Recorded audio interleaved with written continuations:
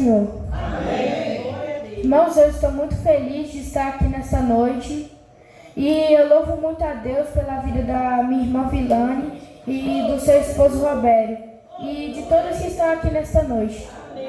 Glória a Deus. Vamos para a palavra. Amém, Jesus. Aleluia. Eu peço que os irmãos abram suas Bíblias no livro de Efésios, capítulo 4, versículo 17.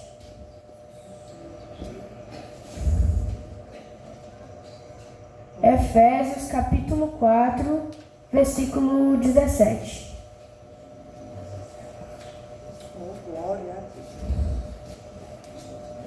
Efésios, capítulo 4, versículo 17. Quem encontrou, diga amém. Amém. Aqui diz: assim eu lhes digo com a autoridade do Senhor, não vivam mais como os gentios, que vivem na vaidade dos seus próprios pensamentos, tendo a sua mente mergulhada na escuridão. Eles andam sem rumos, alienados da vida que Deus dá, pois são ignorantes e endurecem o coração para Ele. Tornaram-se insensíveis, vivem em função dos prazeres sensuais e praticam desenfreadamente toda espécie de impureza. Mas não foi assim que vocês aprenderam de Cristo, uma vez que ouviram falar nele, e nele foram instruídos sobre a verdade de que vem dele. Livrem-se do seu antigo modo de viver, corrompido pelos desejos impuros e pelo engano. Deixem que o Espírito renove seus pensamentos e suas atitudes. Irmãos, aqui essa palavra é muito interessante. Ela diz a diferença entre os gentios e os servos de Deus. Aqui no versículo 17 está dizendo: eu lhes digo com a autoridade do Senhor, não vivam mais como os gentios, vivem na vaidade dos seus próprios pensamentos.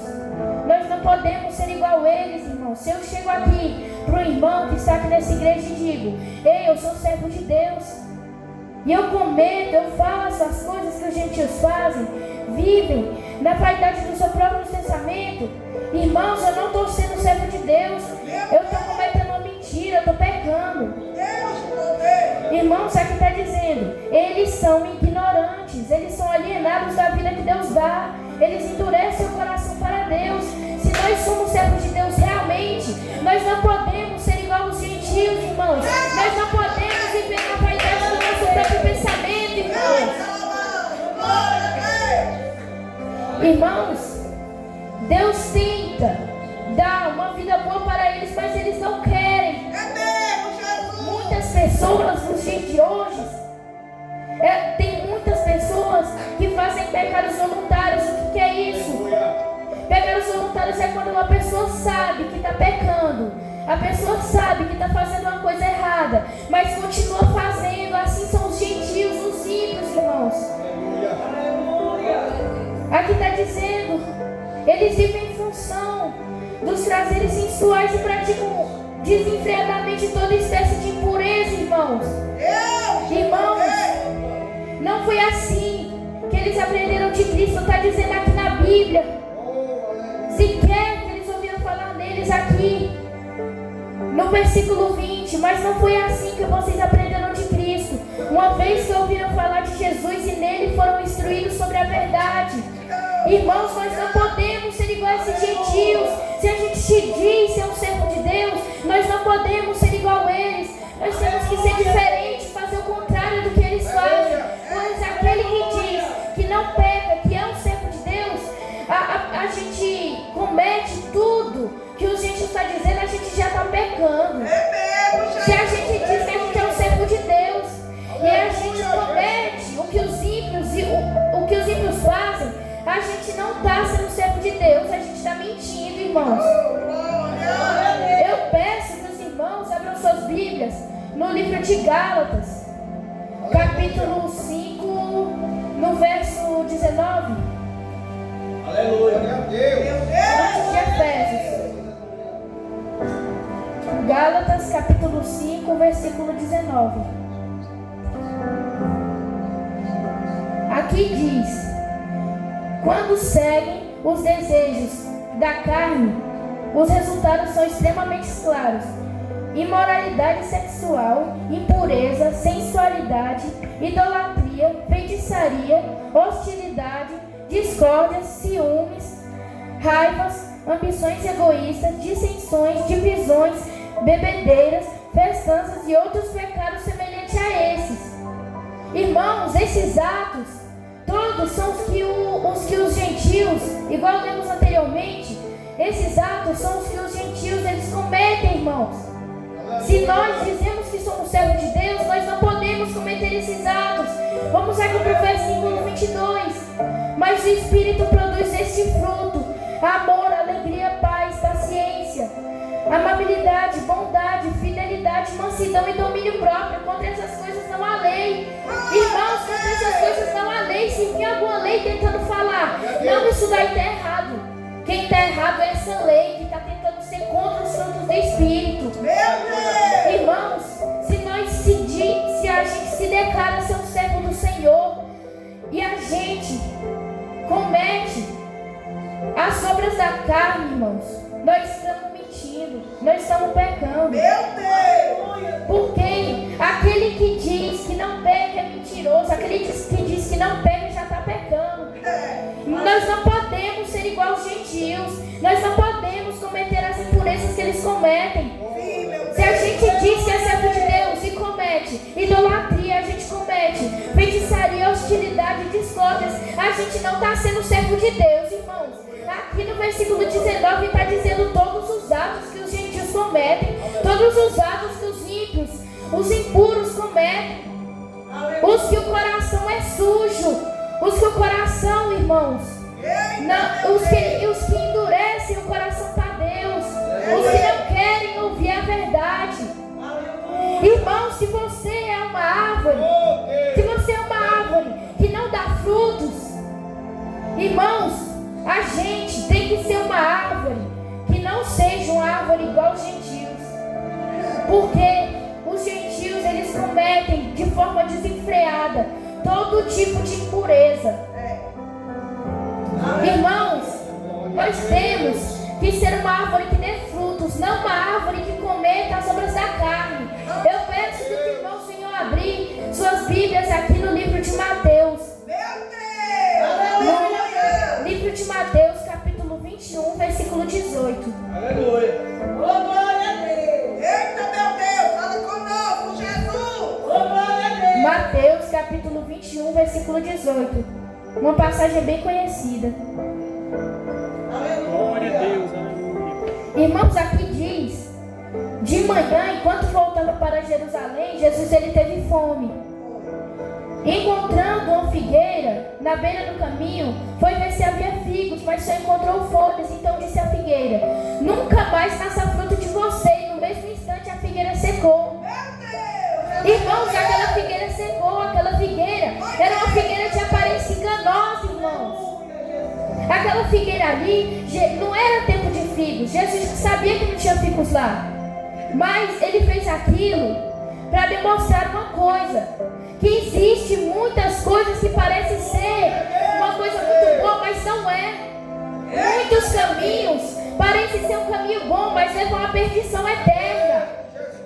Irmãos, vamos analisar melhor aqui. De manhã, enquanto voltava para Jerusalém, Jesus ele estava com fome. Ele encontrou uma figueira à beira do caminho. Aquela figueira à beira do caminho, ela tinha muitas folhas. Se a gente for pesquisar no Google ou em alguma rede social, vai aparecer que os figos, que as figueiras, crescem primeiro as folhas e depois vem os frutos. Isso não é normal. Normalmente cresce primeiro os frutos para depois as folhas.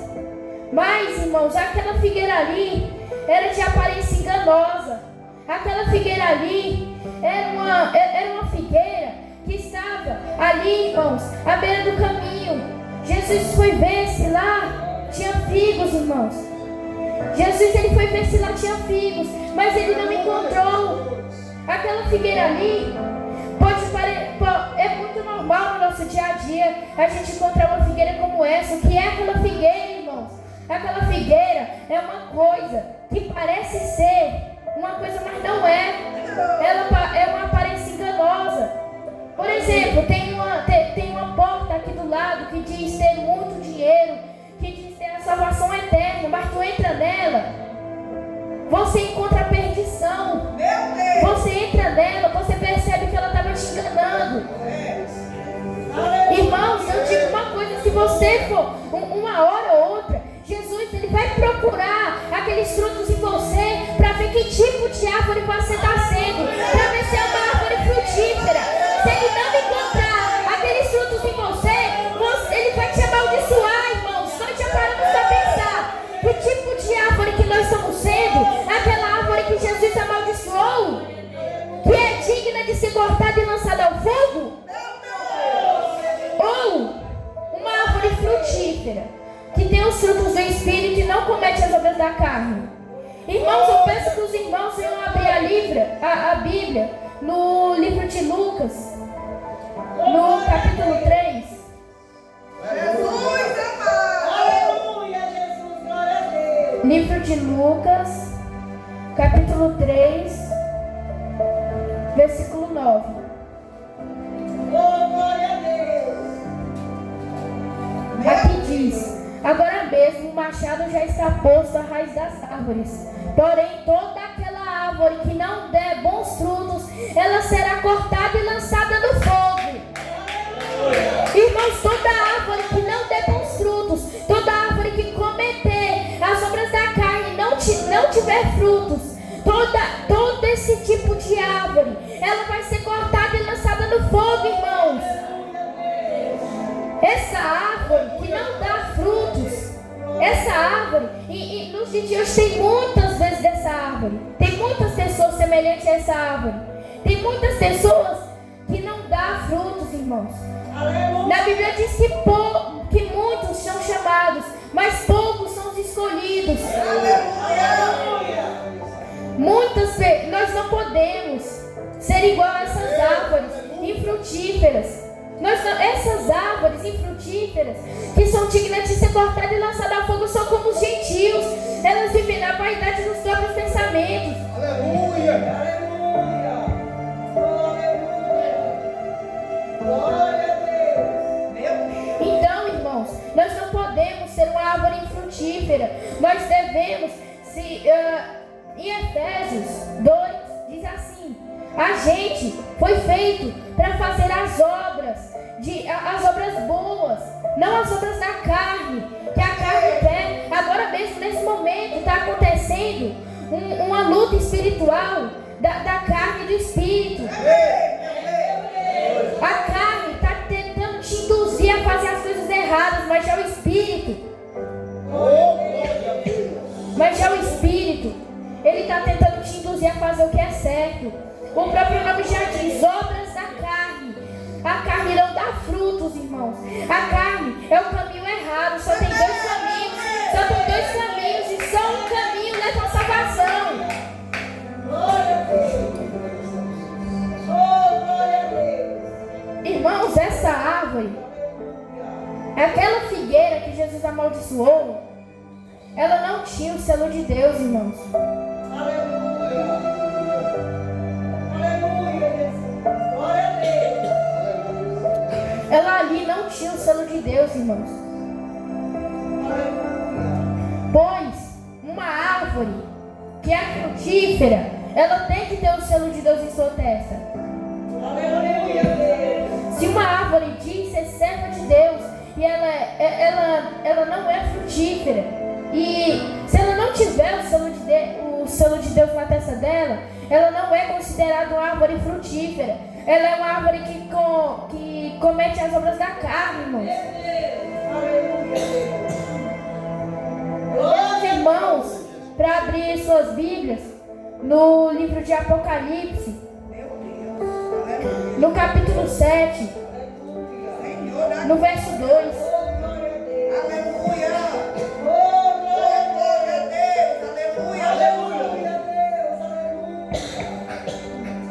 Desculpa, irmãos, é que eu tô meio gripada aqui.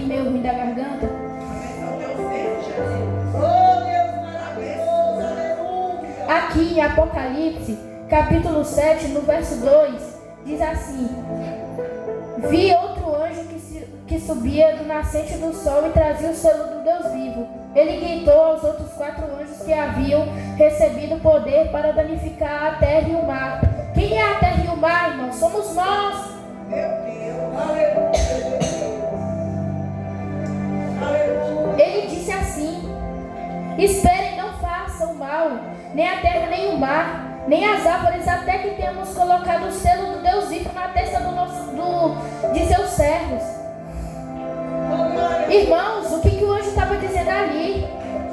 Que o anjo que estava com o selo de Deus, ele vai marcar a testa das pessoas com o selo de Deus. Só que não é todas as pessoas que vão ter esse selo. Na real, todo mundo vai ter um selo, só que tem 2 selos na Bíblia: o selo da besta, o selo do diabo, ou o selo de Deus, o selo do Deus vivo.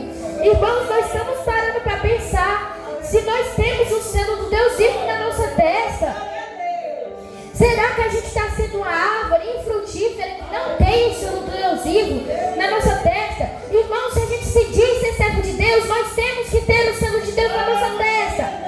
Pois se a gente disser que é servo de Deus e não tiver o selo de Deus na nossa testa, nós estamos mentindo, irmãos. Aqui na Bíblia está dizendo: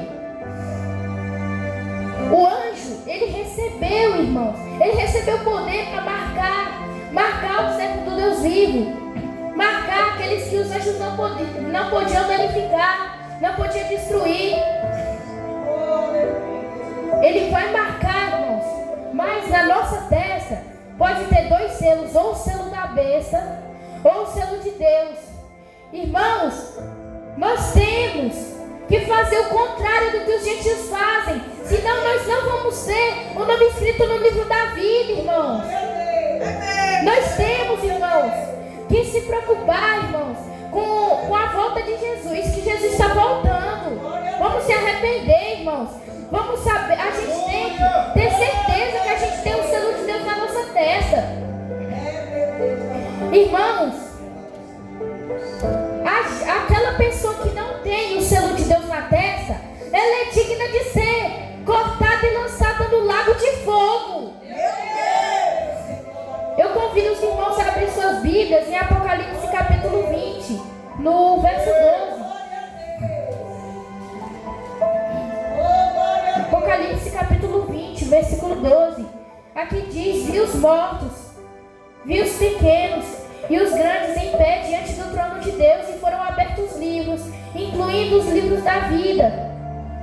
Os mortos foram julgados segundo o que haviam feito, conforme o que estava registrado nos livros. Irmãos, aqui é interessante: se na tua vida tu foi uma árvore frutífera que deu frutos do Espírito, não cometeu as obras da carne, uma pessoa que fez atos bons, ajudou pessoas em tudo, Aleluia.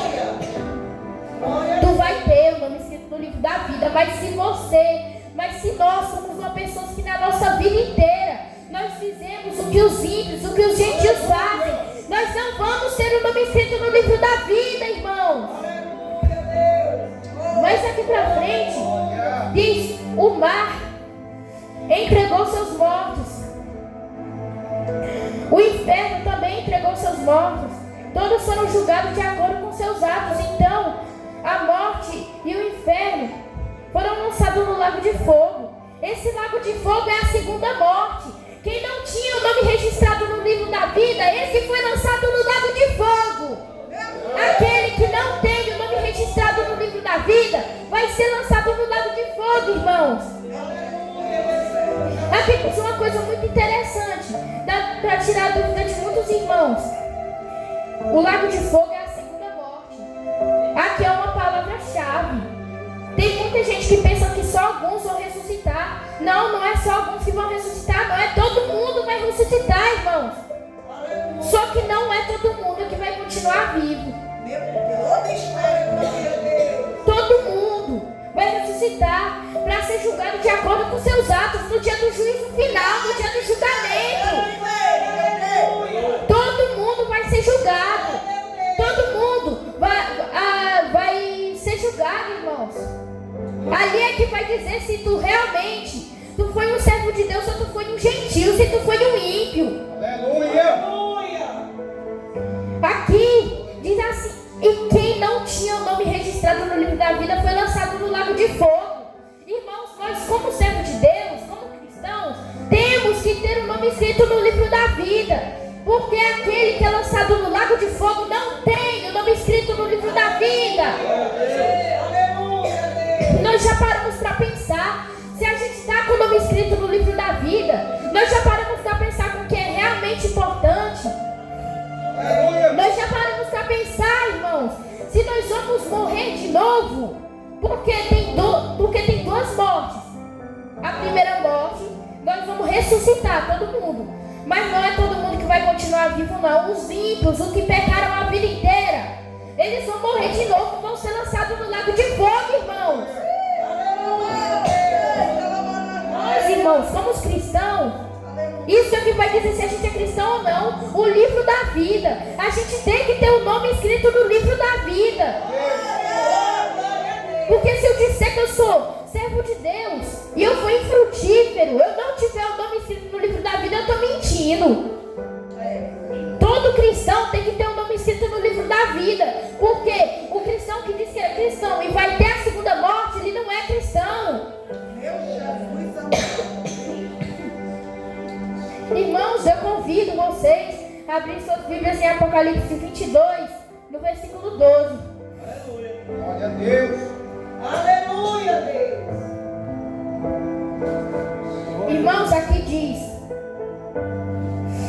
veja, eu venho em breve e trago comigo a recompensa para retribuir a cada um de vocês de acordo com seus atos. Eu sou o Alfa e o Ômega, o primeiro e o último, o princípio e o fim. Felizes aqueles que lavam suas vestes, aqueles que será permitido entrar pelas portas da cidade e comer do fruto da árvore da vida. Oh, glória, aleluia. Aqui, irmãos, está dizendo que Jesus está voltando. Não tem mais tempo, irmãos, porque o amanhã é um sonho incerto. Talvez não tenha amanhã. Às vezes a gente marca compromisso amanhã, só que a gente não sabe se vai ter amanhã. Eu digo assim para uma pessoa: ei, amanhã nós vamos para tal festa. Não, a gente não pode prometer nada. Por quê? Oh, glória a Deus. Aleluia. Aleluia. Glória a Deus. Aleluia, Jesus. Oh, aleluia. Glória a Deus. Porque o amanhã é um sonho incerto, irmãos. Nós não sabemos se vai ter amanhã. Mas aqui pra frente diz: do lado de fora ficam os cães, os feiticeiros, os impuros, os assassinos, os adoradores de ídolos e todos aqueles que praticam a mentira. Irmãos, isso é o que vai dizer se a gente é cristão ou não. A gente é idólatra. A gente gosta de praticar mentira. Se a gente fizer isso, a gente vai ficar do lado de fora. A gente vai ter a segunda morte. Mas, irmãos, se na nossa vida a gente fizer o contrário do que está dizendo aqui, a gente, irmãos, vai ter a vantagem de desfrutar da vida eterna. Irmãos, não é mais tempo da gente pregar sobre prosperidade. Não é mais tempo da gente pregar sobre vida boa aqui na terra. Não é mais tempo da gente dizer: Deus vai te dar um carro, Deus vai te dar aquilo, Deus vai te dar isso. Irmãos, é tempo da gente pregar sobre o Apocalipse, a volta de Jesus. Jesus, ele está voltando. As profecias estão se cumprindo. Irmãos, não está mais no tempo da gente se preocupar com prosperidade. Está no tempo da gente se preocupar, irmãos, com as almas que estão perecendo. Porque pode ter aqui nessa igreja, em qualquer lugar do mundo, tem muitas almas que estão perecendo, irmãos. E Deus, ele tenta chamar. Deus, ele chama pessoas para fazer o ID dele. Só que tem muita gente que não quer, irmãos. Tem muita gente que tenta fugir de Deus. É igual Jonas. Jonas, ele foi escolhido para fazer o vídeo do Senhor, pregar as almas que estavam perecendo. Ele tentou fugir de Deus. Ninguém foge de Deus, irmãos. Se Deus ele te chamou, é porque Ele tem alguma coisa. Ele tem alguma coisa para tu fazer. Enquanto tu não fazer, tu não sai dali não.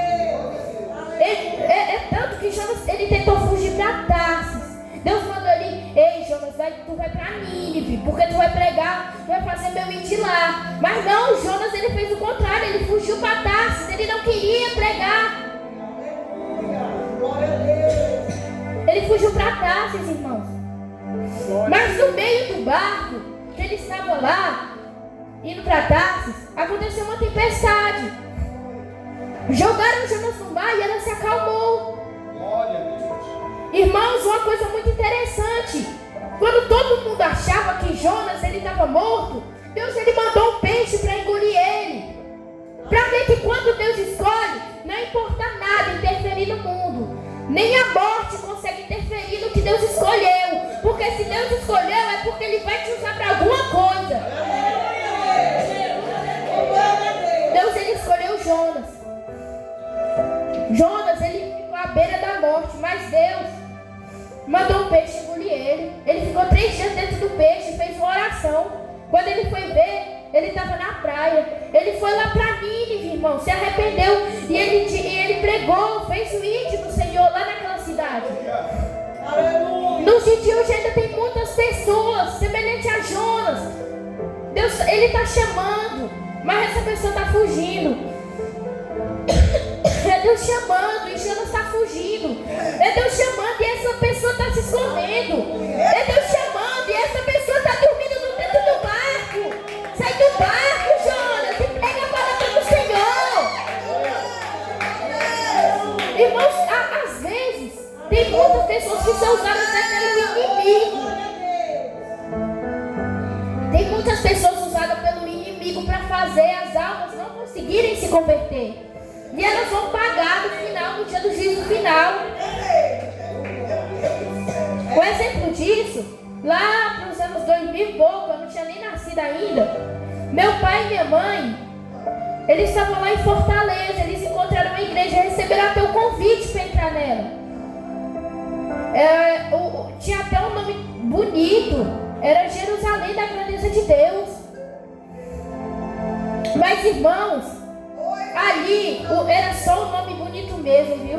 Porque dentro da igreja estava tudo indo normal.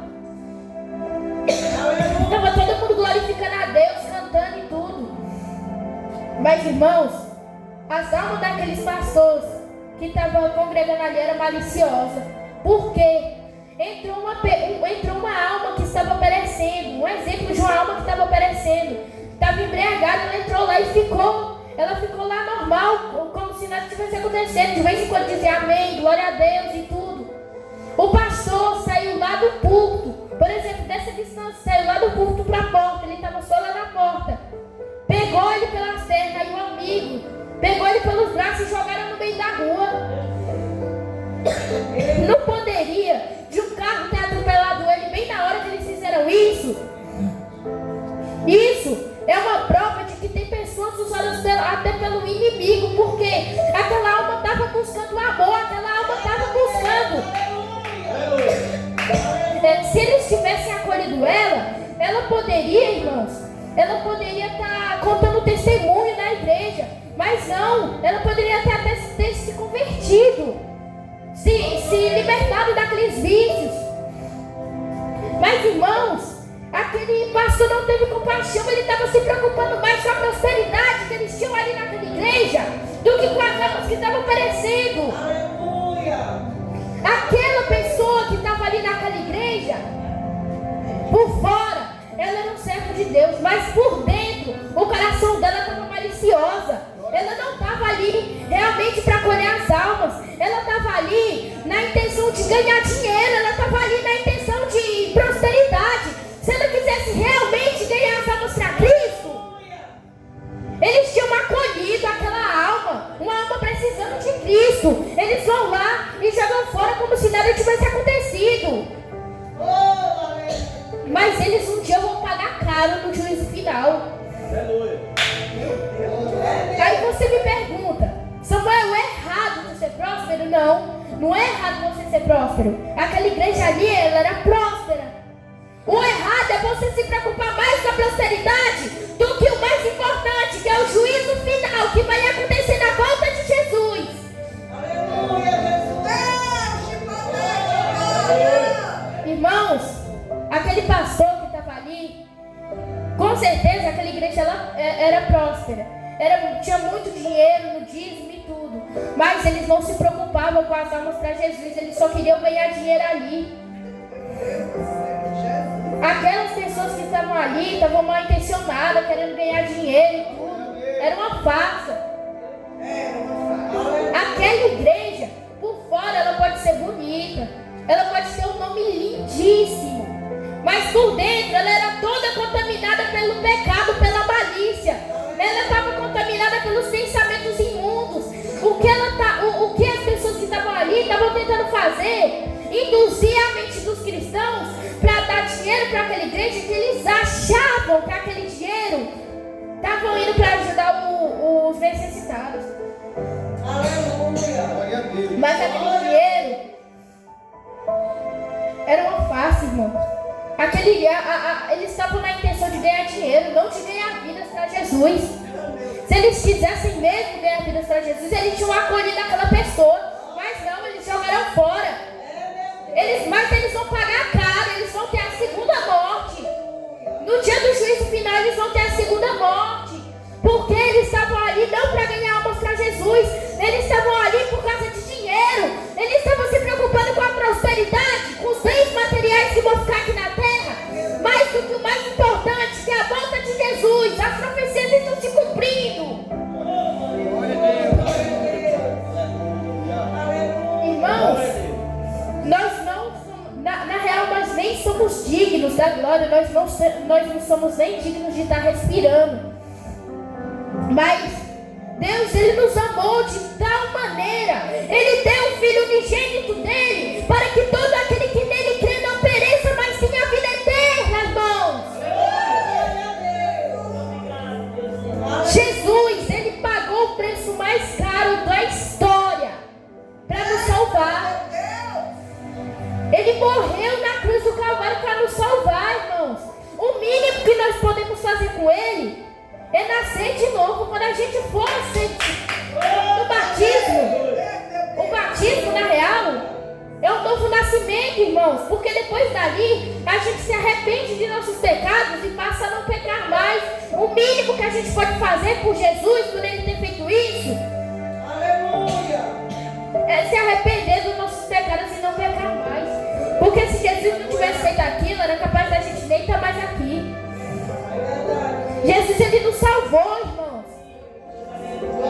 Ele fez tudo o que Ele podia. Ele é tipo um herói. Jesus, Ele é um herói que Ele perdoou todos os vilões e deu a vida por eles no final. Se Jesus quisesse, Ele tinha saído dali, mas não. Ele preferiu morrer para nos salvar. Por isso, irmãos, nós temos que pensar duas vezes antes de se preocupar mais com os bens materiais que vão ficar aqui na terra, do que com o Evangelho, do que espalhar, do que pregar o Evangelho a toda criatura. Na Bíblia diz: ide por todo mundo, pregai o Evangelho a toda criatura. Aquelas pessoas ali naquela igreja que eu tinha falado, Jerusalém da grandeza de Deus, não tinha nada a ver com grandeza de Deus. Aleluia. Podia ter uma palavra bonita e tudo, mas eles não estavam na intenção de pregar o Evangelho. Eles estavam na intenção de ganhar dinheiro, a intenção maliciosa, irmãos, se preocupando com os bens materiais que vão ficar aqui na terra. Por isso temos que pensar duas vezes antes de se preocupar mais com o que vai ficar aqui na terra do que com o juízo final que está chegando. Aqui diz: eu venho em breve, eu venho em breve. Ele está vindo já já, irmãos. Ele tanto pode chegar daqui a 1 minuto, como ele pode chegar amanhã. Talvez ele chegue daqui a 2 anos, talvez ele chegue daqui agora. Ninguém sabe. Na Bíblia diz que nem o filho sabe, só o pai. Jesus, Ele está voltando, irmão. Nós temos que se arrepender dos nossos pecados, de tudo que a gente pega. Porque o mínimo que a gente pode fazer por Jesus, quando Ele tem pagado o preço mais caro do mundo com a própria vida, é não pecar mais, depois dele ter salvado a gente.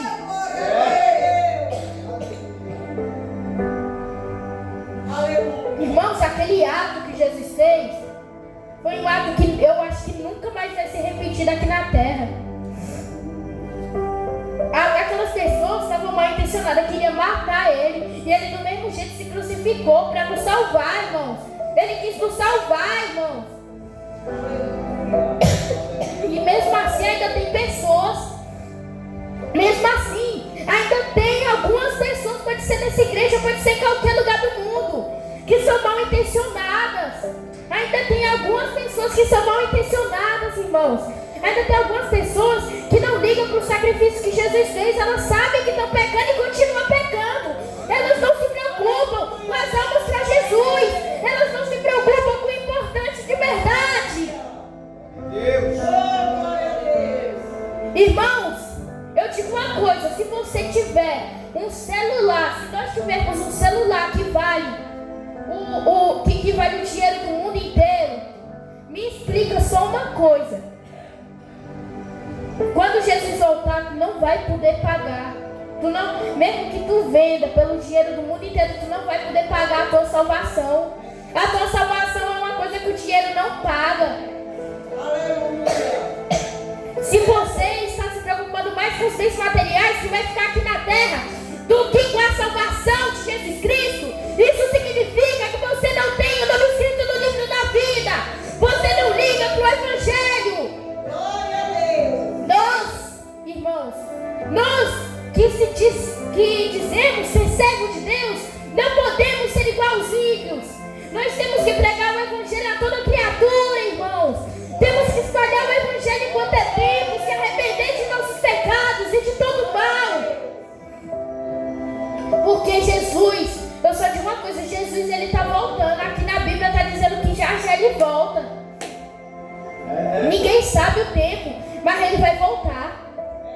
Então vamos se arrepender enquanto há tempo, irmãos. Aleluia, glória a Deus. A gente tem que se arrepender enquanto Deus ainda está dando tempo. Porque se Deus quiser, ele volta agora, nesse instante. Mas não, ele ainda está dando uma chance dos irmãos se arrepender. Não pode ter a riqueza do mundo todo, mas a tua salvação é uma coisa que tu não paga. Porque o dinheiro é só papel e metal.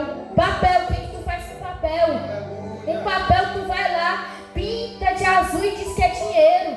Irmãos, isso tu não vai pagar a tua salvação. Esse papel aqui dessa Bíblia que está aqui escrito todo, poderia ser R$1 milhão. Só que não, irmãos. Se tu tiver aqui R$1 milhão aqui na tua frente, tu não vai poder pagar a tua salvação quando Jesus voltar. Para Jesus aquilo não serve de nada. Tu não tem como subornar ele, irmãos. A Bíblia, nesse detalhe, ela é bem clara. Ela é bem clara nesse detalhe de fazer ou não fazer, de poder ou não poder, o que pode fazer ou o que não pode. Ela é muito clara. Nos dias de hoje, com a tecnologia que tem tudo, a pessoa só não tem a salvação se não quiser, irmão.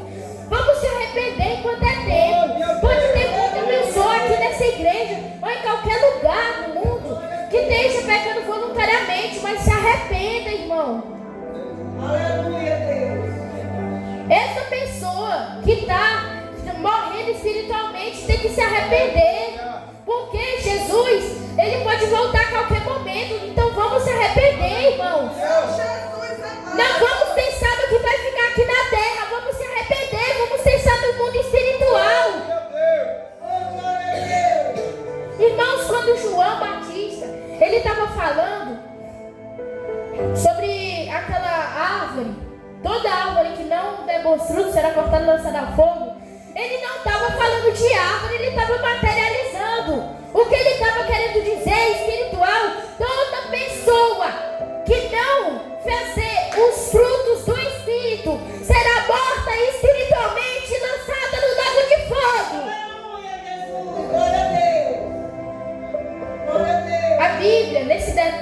fazer o que pode, o que não pode, ela é bem clara, irmãos.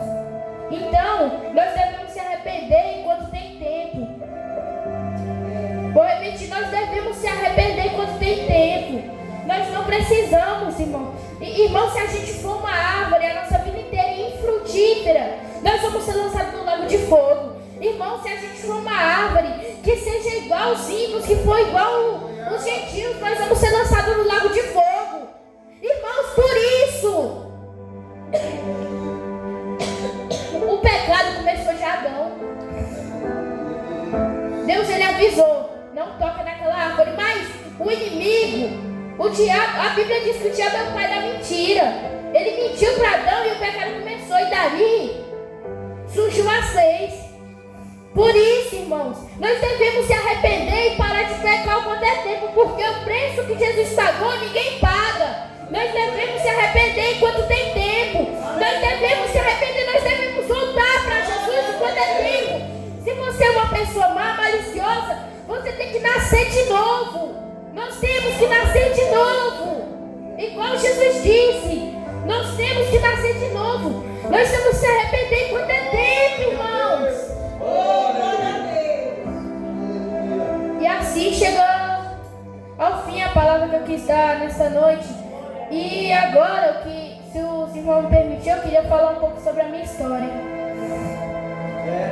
Irmãos, aqui para quem não sabe, eu nasci de 8 meses, prematuro. E diante da medicina não era para eu nascer. Se eu nascesse, o médico falou, se eu nascesse, eu ia nascer com um defeito, eu ia nascer defeituoso, com alguma parte do corpo faltando. Eu ia nascer com problema no estômago, com problema no coração, qualquer lugar. Mas eu ia nascer com problema. Quem aqui acredita em milagre? Porque eu sou um milagre. Eu sou um milagre que Deus criou. Diante da medicina, a ciência falou que não era para me ter nascido. Mas Deus disse, não, ele vai nascer. A medicina não se interfere nisso não, ele vai nascer. A medicina falou, se ele nascer é um milagre. O que Deus fez? Então toma aí o milagre, pronto. Tanto que as pessoas até ficaram, os médicos lá, as enfermeiras e tudo até ficaram. Ei, irmã, você crê em alguma religião, em algum Deus, alguma coisa? Porque não era para isso ter acontecido, não era para eu estar aqui. Só que Deus, ele fez um milagre na minha vida, irmãos. O meu pai, na minha casa, a minha mãe nunca pediu um filho porque ela tinha problemas de saúde, achava que ela não ia poder cuidar. Mas o meu pai, ele passou 10 anos pedindo um filho, irmãos. E Deus concedeu isso para ele. Ele teve paciência. Isso é um exemplo que ele fez igual Ana. Ana, ela orou. Ela estava tão amargurada que quando Eli chegou perto dela, ele perguntou se ela estava embriagada. Porque ela estava amargurada demais, irmão, pedindo um filho a Deus. Por quê?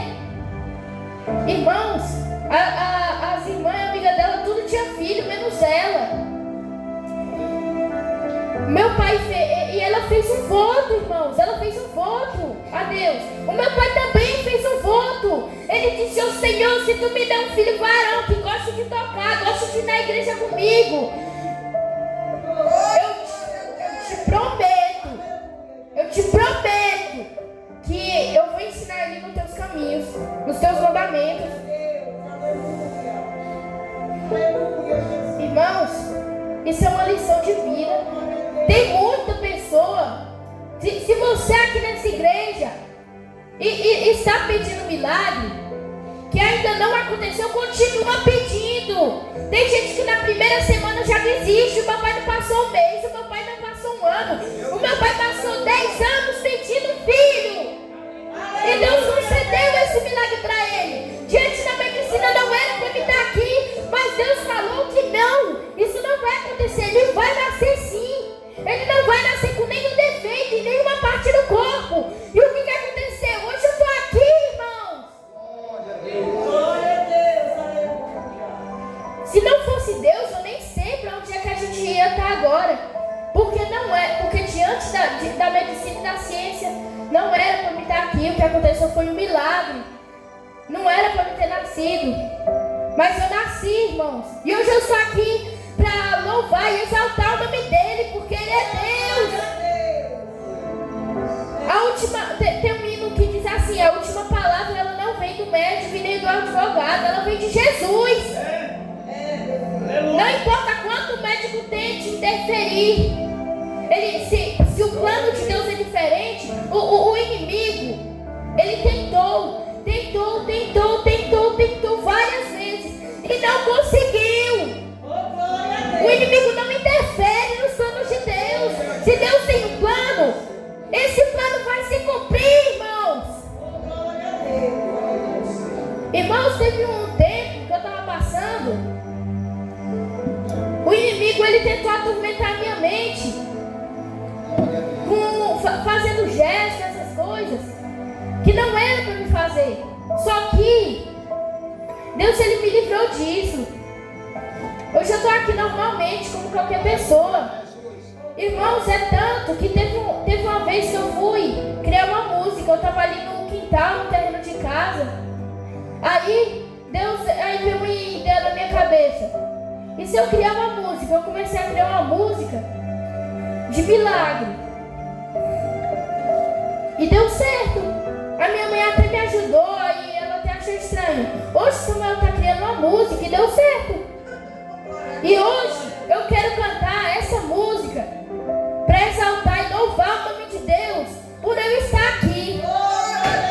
Porque o médico tentou falar de todo jeito, o inimigo tentou dizer de todo jeito, ele não vai nascer, mas eu nasci, irmãos. Isso é motivo de felicidade, de alegria. E hoje eu quero louvar a Deus por ele ter feito isso por mim. Amém, Jesus. Oh, glória a Deus, aleluia. Deus maravilhoso, Deus querido. Aleluia.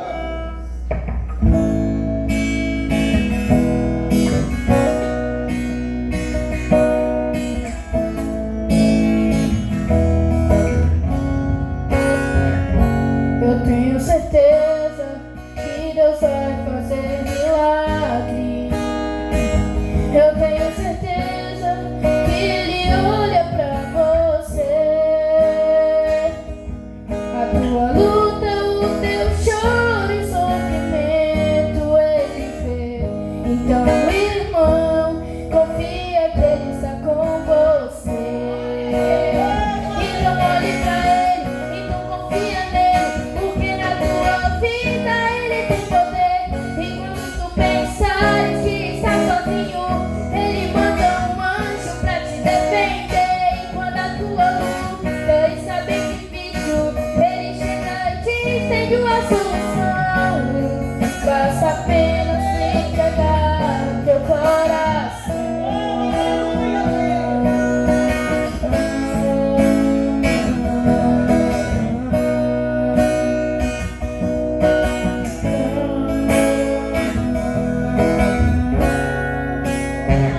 Quando sofres por Deus, por pregar seus mandamentos, muitos não querem aceitar o que diz o Senhor.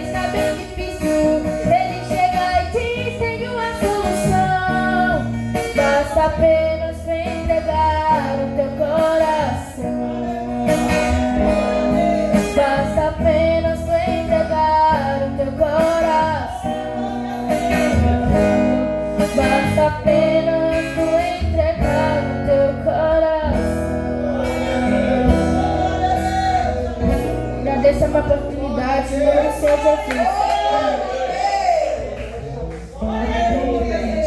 Aleluia, glória a Deus. Vamos ficar de pé. Aleluia, louvado seja Deus. Que palavra, né? O Senhor hoje quis trazer para nós arrependimento, né, irmãos? Aleluia. Louvado seja Deus. Sem comentários, essa pregação. Que Deus abençoe Samuel. Que o Senhor esteja à frente dele, da sua família, em nome de Jesus. O tempo já correu e nós já vamos orar. Senhor, meu Deus, meu Pai, Jesus querido, Jesus amado, Deus de Abraão, de Isaac, de Jacó, eu te louvo, eu te adoro por cada vida, pela vida do Samuel, da sua família. Senhor, abençoa, Senhor, que ele possa crescer, meu Deus, em estatura, em conhecimento, Pai, nunca se desvie do teu caminho. Obrigado por este culto, obrigado pelas minhas irmãs, pelos meus irmãos. Continua conosco, livra nós de todo o mal, Senhor, nos dá uma noite linda, tranquila, um sono reparador, em nome de Jesus, amém. Levante as mãos. Que o grande amor de Deus, nosso Pai, a graça de nosso Senhor Jesus Cristo, a comunhão e as consolações e o poder do Espírito Santo repouse sobre cada um de nós desde agora e sempre.